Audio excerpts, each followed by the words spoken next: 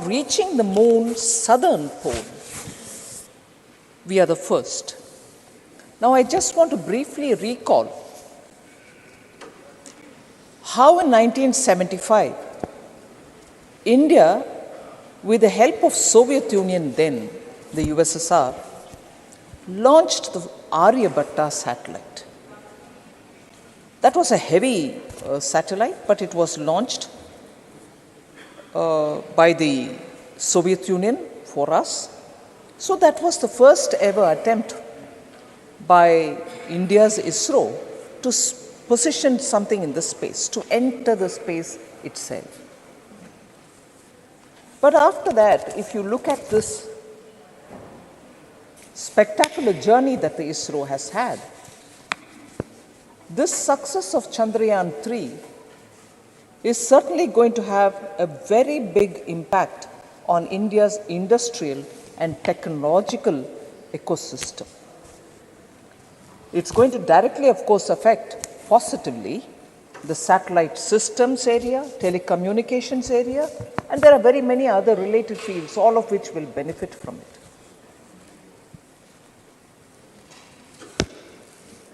Although in 1975, we needed the Soviet Union's help to launch our Aryabhatta, a space station to go into the space for the first time from India. Today, as of July 23, our record is such that we've already launched 431 foreign satellites for other countries.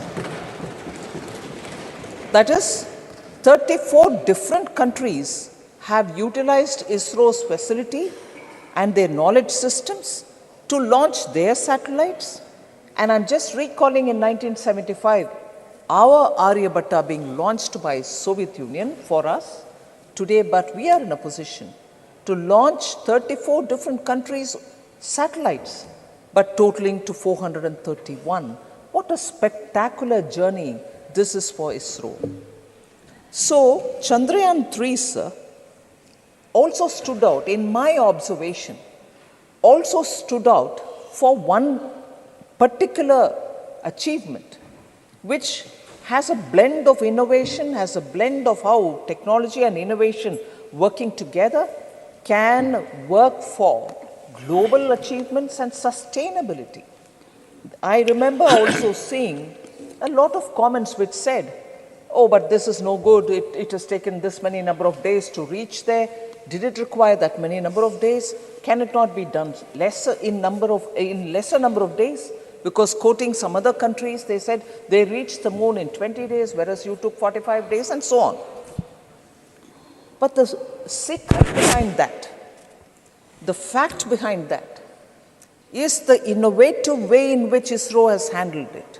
In that, they chose a path to reach the moon, which was not otherwise thought of, but thought only because due to the route selection, and I'm using very pedestrian language here, I'm conscious of that, using such a route selection, ISRO made it possible to do it cost effectively, because the gravitational pulls, any magnetic fields which come in the way, I'm sorry, again a pedestrian language, can exhaust more fuel.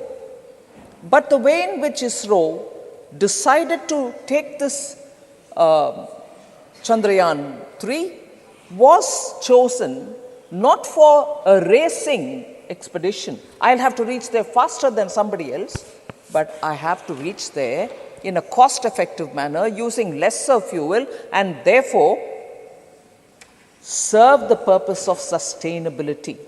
Space research also has to be sustainable because otherwise it becomes too expensive and cannot be afforded at all.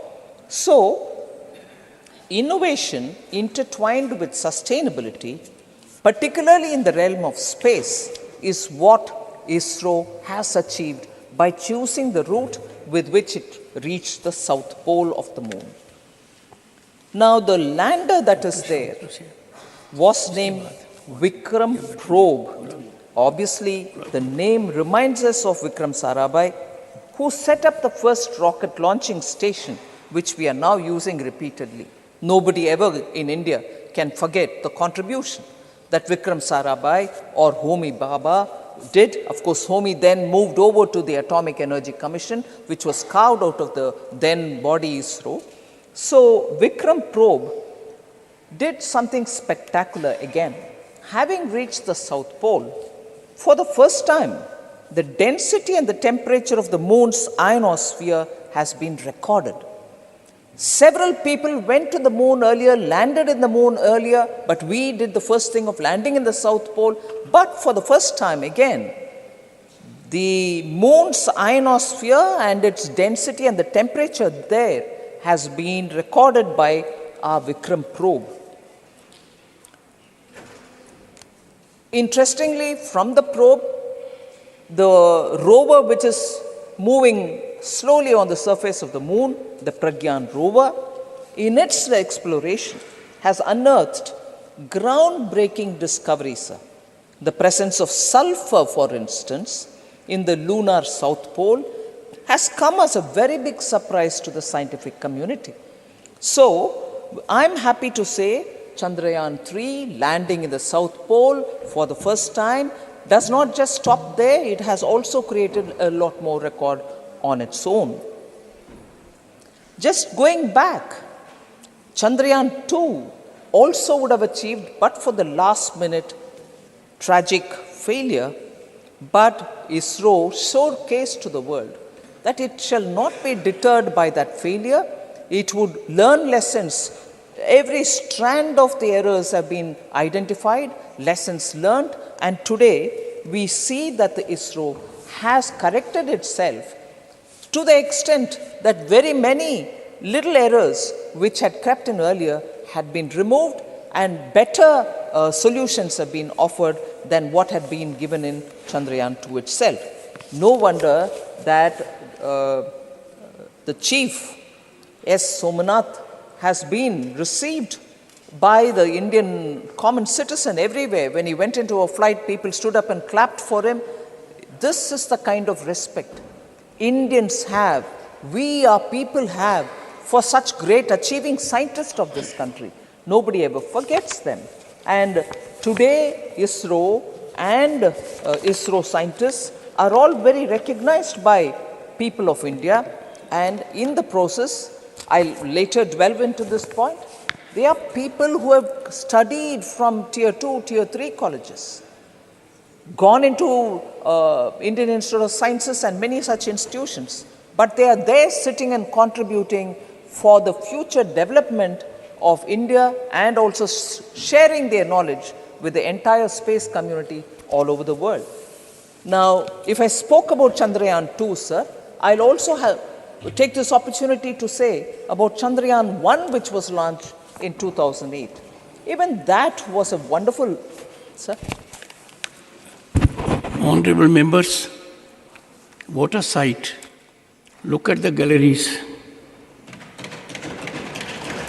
Look at the galleries.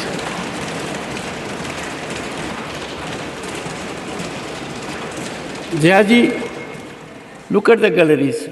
All your gender.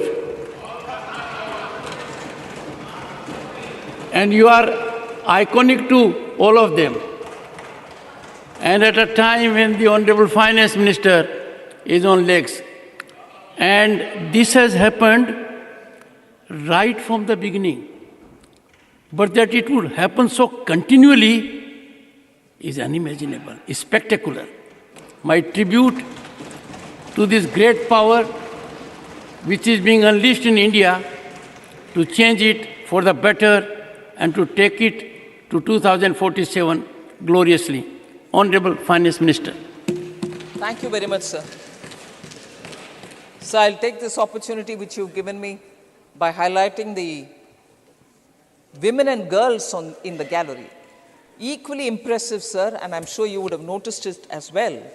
And Jayaji would also probably appreciate the fact that we have...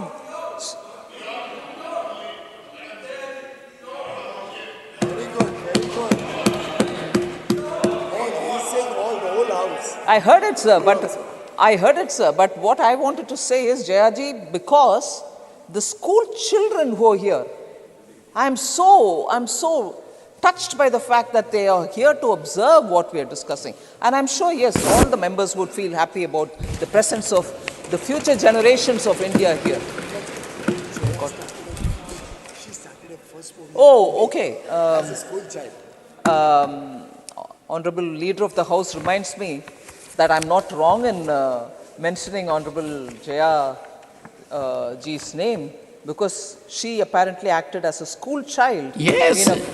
A student with uniform in a film. I which was became a reflecting, hit. honorable members, on that memorable contribution as a great artist and elevating her to iconic status, which she has sustained all throughout. Honorable Finance. Appreciations, Jayaji. Sir, I did mention about Chandrayaan 2 and wanted to move over to briefly talk about Chandrayaan 1 as well. But before I do talk about Chandrayaan 1, I want to remind myself and also place it before the honorable members in this House that on probably 7th September 2019, midnight,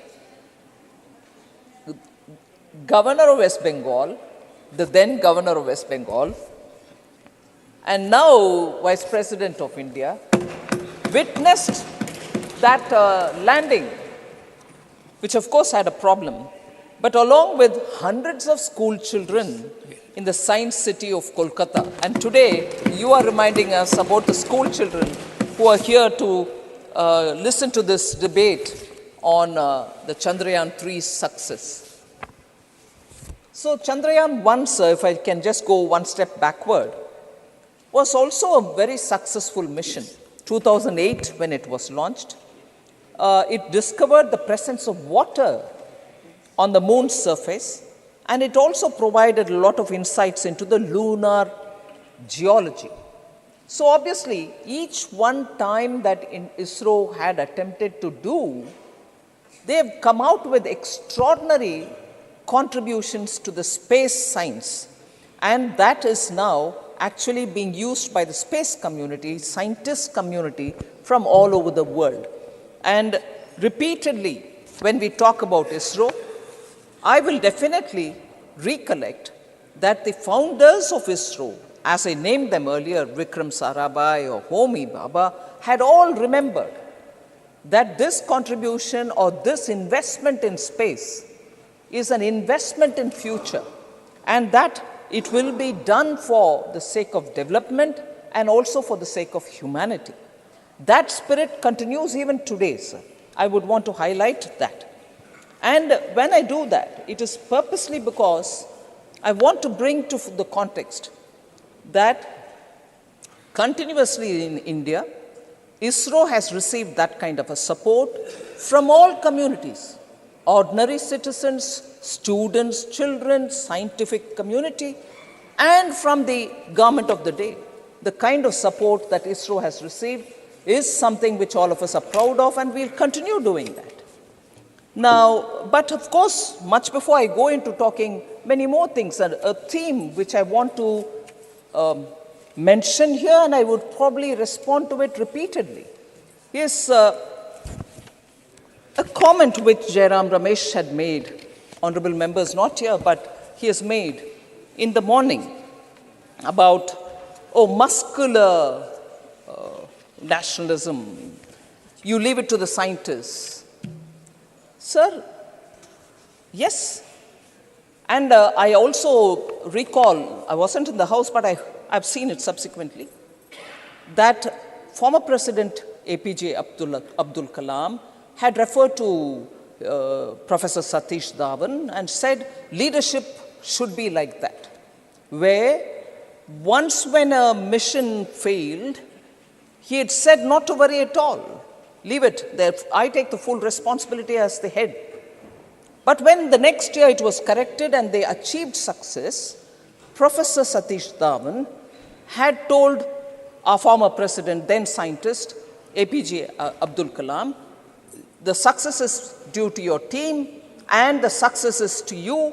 And as a true leader, gave the credit to the team. Absolutely.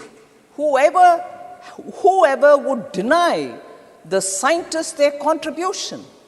But it doesn't mean that if the Prime Minister of the country stands next to a scientist or a team of scientists who worked for something, and when there is, unfortunately, a failure or a disappointment, to stand by them and say, don't you worry, you will be doing better the next time. And therefore, I read this quote. Honorable Prime Minister stood next to Professor Sivan, the scientist, during the launch of Chandrayaan-2, which in the last minute, unfortunately, broke all our hearts and disappointed all of them as much as the scientific community when it just couldn't land. Standing next to him, who had tears in his eyes, Mr. Sivan had tears in his eyes, Prime Minister had said, last night, when he stood with him, I understood your frame of mind. The look in your eyes said a lot. That is why I did not stay here for long. We might not have reached the lunar surface as planned. You came as close as you could, stay steady, and look ahead. We are full of confidence when it comes to our space program. The best is yet to come, unquote. These are not words of any muscular nationalism. These are truly the words of a Prime Minister who wants to stand next to his scientists, even at the time of disappointment, as much as the time of success. So to decry this and to say, oh, you stop your muscular nationalism, is a bit of a perversion, which I think somebody from Jairam Ramesh's experience, I wouldn't expect. So, and this is not the first time. When in 2014, ISRO had by that time launched 104 satellites at one go. Prime Minister Modi was one of the first one to say, India salutes all the scientists. It was in his Twitter handle. It was there even now. So scientists are being given the due credit, and we shall continue to give due credit. Every government has done it, we also do it. But when we do it, because it's Prime Minister Modi, please don't give any other attributes which are not true.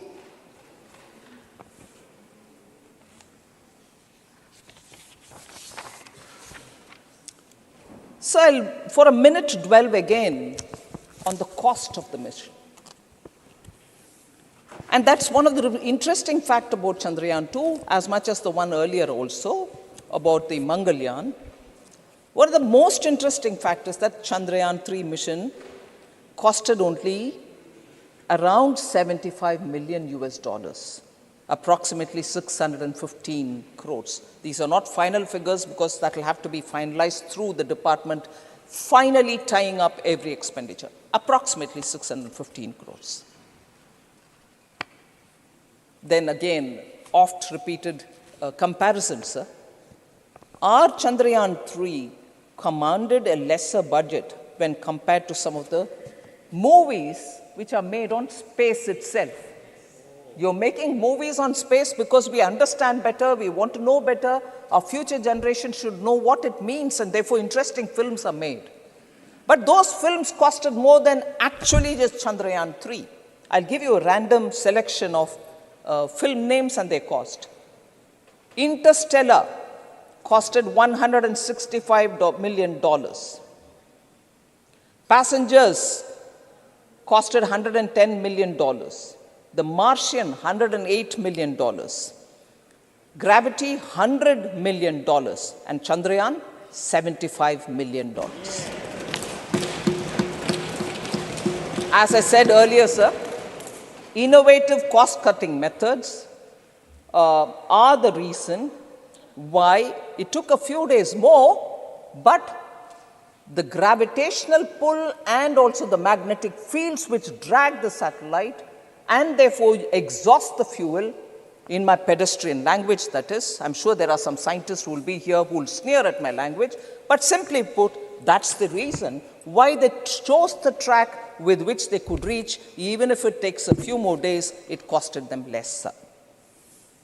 So I'll come to the point that increasingly India's space programs are becoming Atmanirbhar.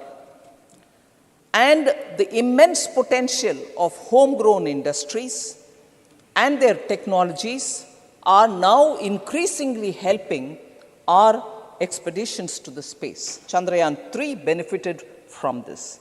I would like to highlight where these kind of Atmanirbhar Bharat has come to interplay with the space program. India actually through the Chandrayaan 3 has displayed and showcased its capability to design, to develop, and to manufacture high-end equipments which are so required, but all domestically. Now, leading companies like Hindustan Aeronautics Limited, HAL, which provided significant mechanical hardware, and BHEL, the Bharat Heavy Electrical Limited, contributed with their titanium tanks, which was so crucial and actually in cost as well, but a very innovative way in which we could do it. Sir,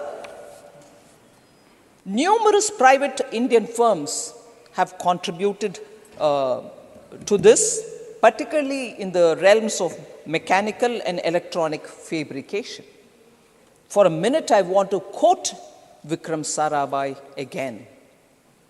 He says, if we are to play a meaningful role naturally and in the Committee of Nations, with the, we must be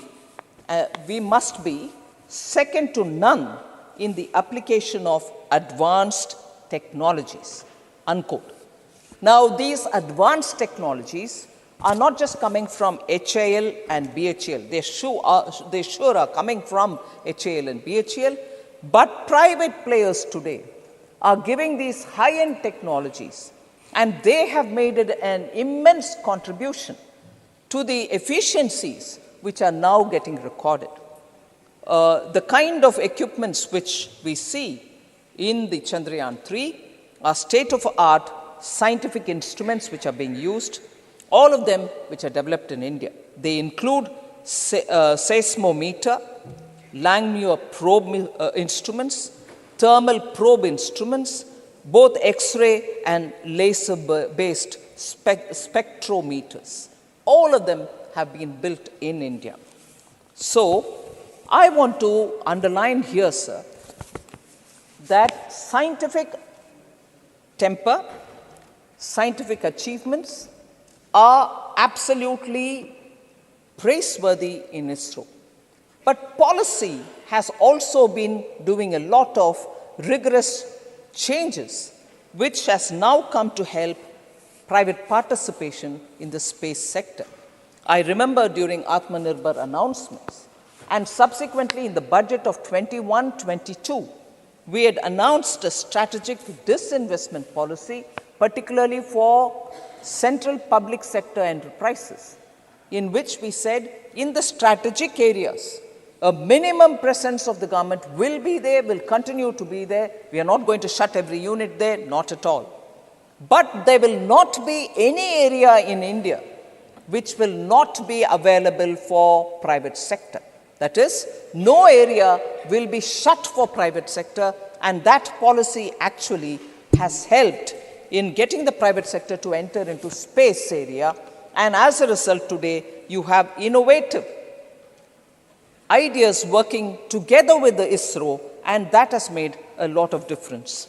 India actually ranks 5th among countries for equity investments in space in the past decade, and that is consistently because the policy has been made more and more favorable, and as a result we are improving in getting equity funding for the private sector which wants to involve itself in space. But even today, it is only 3% of all the money which goes into the space arena globally. We need to have more private funding coming, private equity coming for those private companies which want to do innovative work in the space area. Sir, you have rightly given the tone of women even at the beginning of my intervention. I would like to say how Chandrayaan 3, the landing spot in the moon, has been named Shiv Shakti. Shiv Shakti obviously denotes the Ardhanarishwara principle, though. And therefore, both Shiva and Shakti give the energy and the action. Therefore, I want to say it is a tribute to the women scientists who worked in that mission. Indian women scientists have contributed immensely to the space program. Women scientists, and I quote the Prime Minister here, women scientists of this mission have played a crucial role in ensuring its success. Without their contribution, this achievement was not just possible. They will inspire generations to come, unquote. Sir, slightly over 100 women staff have played a direct significant role in conceptualizing, designing, realizing, testing, and executing Chandrayaan 3. Over 100 women staff, inclusive of scientists. The huge participation of women shows that the scientific empowerment of women has helped, and the glass ceiling has actually been broken in ISRO for quite some time now. I'm not saying it happened yesterday, but for quite some time now. And as a result, the empowerment of women scientists, and having broken the glass ceiling, no doubt, metaphorically, they're reaching to the space. This empowerment of women scientists clearly shows that in India, there is enough opportunity and more for women, provided they're given access, given opportunity. And that is why, in this context, I like to place it on the table here, that the Nari Vandan Adhiniyam, which is being introduced in the Lok Sabha, is necessarily an instrument through which we hope the political empowerment also can be done, just as the scientific empowerment has been happening in ISRO. If that kind of access is given to women, opportunity is given to women, they can perform as well as our scientists are performing in ISRO itself in the political arena. And I'm sure when the bill comes to the Rajya Sabha, it will have a smooth passage. I'm sure all parties, all members would kindly cooperate to have that cleared. So I'd like to take, because we are talking about Chandrayaan 3, I'd like to highlight the names of those women scientists who have contributed to Chandrayaan 3. Among many others, I said more than 100 women staff, but I'm naming some of them here.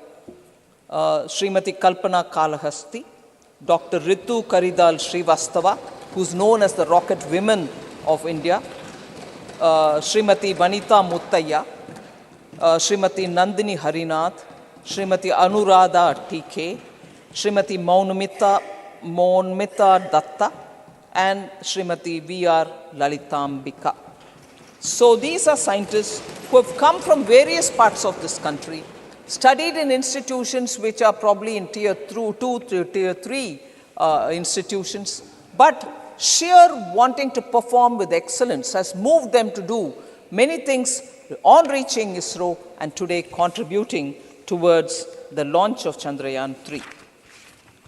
So if Chandrayaan 3 was a great success, there are other cosmic endeavors by the ISRO, which is launching Aditya L1, which is a space-based observatory dedicated to studying the sun.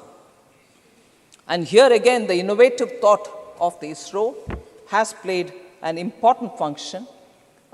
Its primary function is, of course, to monitor the solar corona, while simultaneously conducting direct observations of the solar wind at the point where it will be located. And that point, I think, is called Sun-Earth Lagrangian point, a point where it could stay without having to consume too much fuel, because it's such a position that it can help in observing sun without any obstruction in between. So the Sun-Earth Lagrangian point which is about 1.5 million kilometers away from the Earth, going towards the Sun, is a very important mission. A significant feature of this one is that it's got 7 payloads, which include the visible emission line coronagraph, which, like I said earlier, Chandrayaan, BHEL, HAL have contributed. In this case, the Indian Institute of Astrophysics, which is located in Bangalore, has contributed in this particular visible emission line coronagraph, which is going to be very important an instrument which is going to be observing the sun. So Aditya 1, Aditya L1, which was launched from Sriharikota by ISRO on the 2nd of September 2023, is one of those very important observatory for the sun, which India will be doing. There are 3 other countries which again have done this before, but India's now achieved it. So here again, a woman scientist has contributed in the Aditya L1.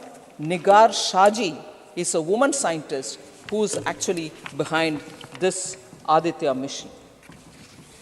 So now I'll come for the last bits. Before I conclude, I just want to highlight a few points about how we see the future of space and ISRO in India.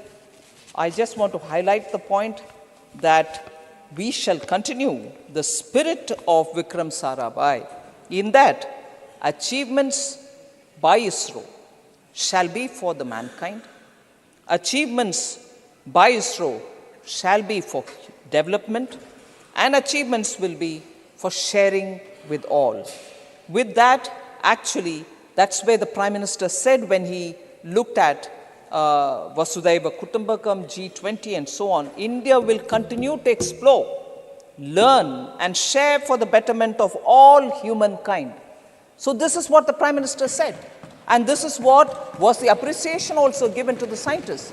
And again, standing by the scientists. Now I have my friend, Honorable Member Jairam Ramesh, the point that muscular nationalism doesn't play here. Stand next to the scientists at the time of achievement and also during disappointments. So that is a point I like to highlight, sir. More importantly, sir, it's important in June 2023, when Prime Minister visited the United States of America, we signed an accord, the Artemis Accord. Very important, sir, in that India also will be one of those 27 countries which have signed this accord, and which is a multilateral space initiative led by US, in which one of the objectives is to send humans back to the moon through an international space station. And we shall be happily party to that. And in this context, sir, I would want to pick up on something which a former NASA Associate Administrator observed. His name is Mike Gold. He was a former Associate Administrator in the NASA. He was behind drafting and shepherding Artemis Accord. So it is important to understand what his perspectives were when India joined this accord. I quote him, sir, saying, India will not only fill the void, this is Mike Gold saying, who's been a NASA Associate Administrator once earlier, who drafted and also shepherded this Artemis Accord.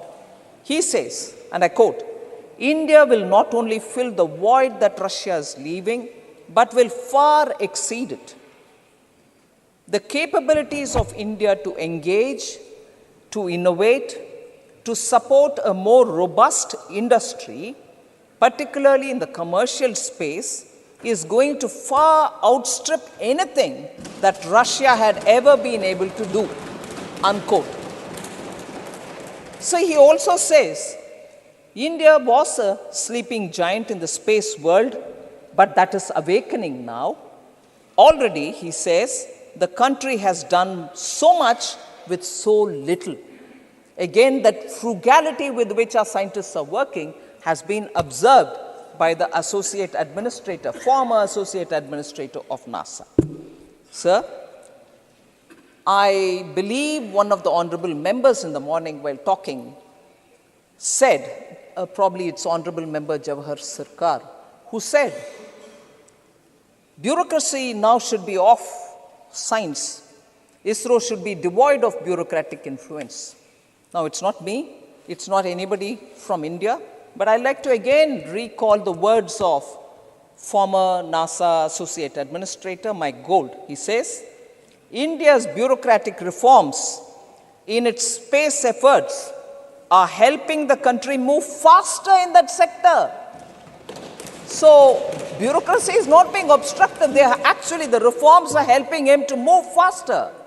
So, moving faster is not being an obstruction.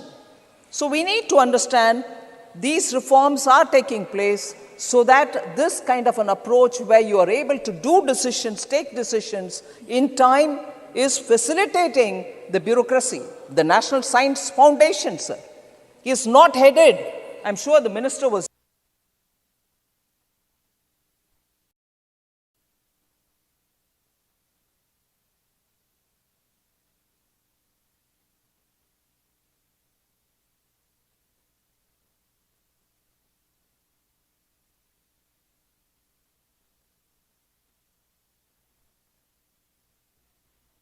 here, he spoke about it in the morning, National Science Foundation, with huge funds given for them to decide where that should be deployed.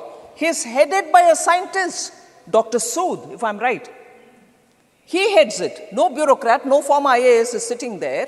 It is a scientist who is dealing with it. So I would like to highlight this saying, these reforms, therefore, will be transformative not just for India, but also for the US and the commercial space sector as a whole, is the observation we've heard from the former NASA associate administrator. So finally, we have, I think, the current government's policies have helped the power of youth, power of scientific community, and power of Indian startups all together are helping today's ISRO. I'm not taking more time, sir, in case you want me to conclude.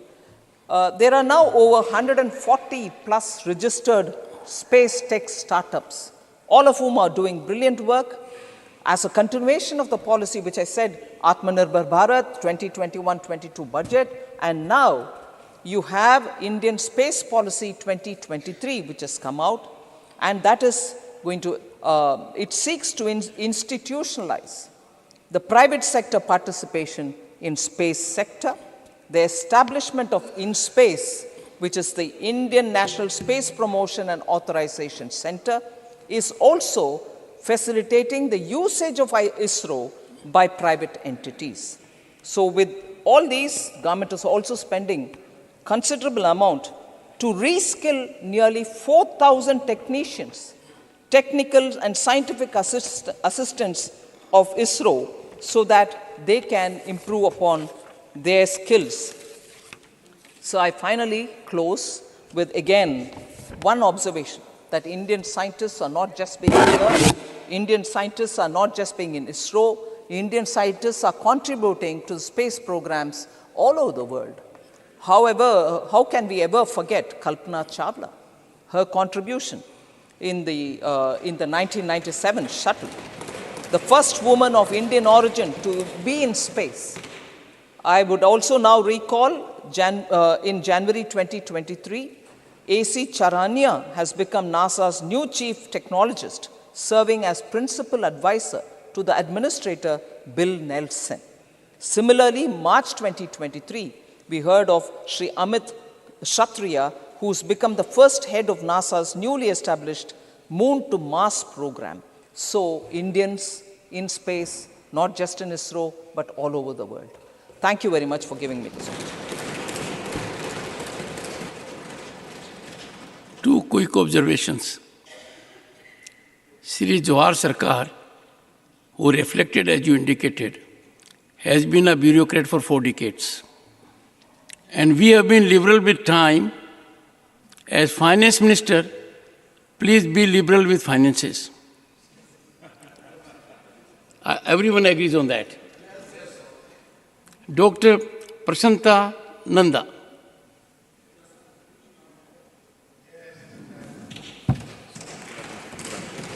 Thank you, Chairman, sir. Chandrayaan 3 rightly deserve this space and time in Parliament of India, and it has got in Lok Sabha and in Rajya Sabha also. Sir, all that you are seeing that the gallery was full, or the people everywhere in this country must be seeing this academic discussion of our Rajya Sabha regarding Chandrayaan 3 to listen about the total story of Chandrayaan 3 from 1962 till today. And in that deliberation, they must have been happy by listening to Srimati Nirmala Sitharaman ji and Jairam Ramesh ji and also other people. लेकिन इस बातचीत में, ये total debate में कौन किसी की नानी को याद कराने चाहते थे हमको नहीं मालूम, पर हमें इतना मालूम है कि मुझे अपनी माँ याद आ गई। 74 साल पहले जब मैं खाना नहीं खाता था, मेरी माँ मुझे छत के ऊपर लेके जाती थी और कहती थी, बेटा मामा को देख ले, खा ले, नहीं तो मामा गुस्सा हो जाएगा, वो घर नहीं बुलाएगा। मैं खाना खा देता था, लेकिन घर नहीं बुलाते थे मामा, कभी घर नहीं बुलाया। और इसी दुख को दूर करने के लिए जो 62 साल से शुरुआत हुई, वो 23 अगस्त 2023 को हो गया। और ऐसा हुआ, जो निर्मला सीतारमण जी बोल रही थी कि 100 वीमेन साइंटिस्ट, मैडम वो 100 साइंटिस्ट नहीं थे, 100 माँ थे, 100 माँ थे जो लाखों करोड़ों माँ को उनका वादा पूरा करा रहे थे, और उनका वादा पूरा हो गया। अब यहां हमको सिर्फ बोलना है उसी के बारे में, उन्हीं के बारे में।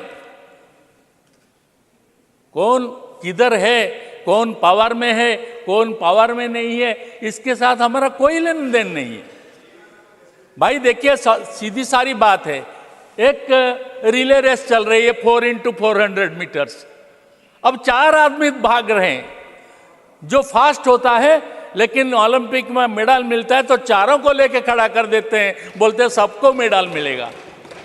तो 62 से लेकर अब तक जितने साइंटिस्ट, जितने प्राइम मिनिस्टर इस पे लगे थे, मेरे हिसाब से सबको एक एक मेडल चाहिए।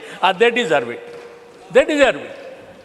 और ये भी मैं बोलना चाहता हूं, आज अगर इसरो में जितने हैं, उसमें 16,000 फीमेल्स हैं, काम कर रहे हैं, मां हमारे हैं। और इसीलिए इसी सोच में आकर हम सोच रहे हैं, क्यों ना लोकसभा में और क्यों ना राज्यसभा में वो भी उतनी संख्या हमारे लेडीज आ जाएं, हमको चाहिए। अब अगर डबल इंजन की बात करते हो तो डबल इंजन यही होगा कि एक इंजन पुरुष है, दूसरा इंजन स्त्री है। अगर ये 2 इंजन काम करेंगे तो ये और बहुत बढ़िया होगा। सर, मेरा तो ज़्यादा टाइम नहीं है, बोलने को बहुत दिल करता था और सुनने को भी ज़्यादा दिल करता था, इसीलिए बैठा हूँ मैं। बोलने का यह है कि देखिए, हमको आज यह है कि देखो, इतना पैसा तभी मिलता था और आज हम ज़्यादा पैसा देते हैं। भाई मेरे पिताजी 30 रुपया उनको तनख्वाह मिलता था, हम आराम से खाते पीते थे, और उतना आराम करने के लिए अपने आज को 3 लाख रुपया लगेगा। तो डिवैल्यूएशन हुआ है पैसों का। तो पैसों का बात ना करें, दिल का बात करें और अक्ल का बात करें। अक्ल का बात करें तो 60 नहीं 6000 साल पहले जो इंडियन वनवास करते थे, जो साधु थे, जो संत थे, वो भी साइंटिस्ट थे, और आज भी जो है वो भी साइंटिस्ट है। सब साइंटिस्ट है। कोई किसी को कोई पैसों की जरूरत नहीं है, उनको एकाग्रता की जरूरत है, और जितनी एकाग्रता देश उनको चाहता है तो उनसे उन्होंने हर काल दिया है। हमको वेद दिया है, उन्होंने उपनिषद दिया है, गीता दिया है, और आज चंद्रयान भी दे दिया। वही साइंटिस्ट लोग हैं, उनका नाम बदल गया है, लेकिन उन्होंने दिया है। और इसमें मेरा इतना कहना है कि हम आए हैं ओडिशा से। सबको लगता होगा ये छोटा एक है छोटा, इतना बड़ा नहीं है, पर है। हमारा भी इसमें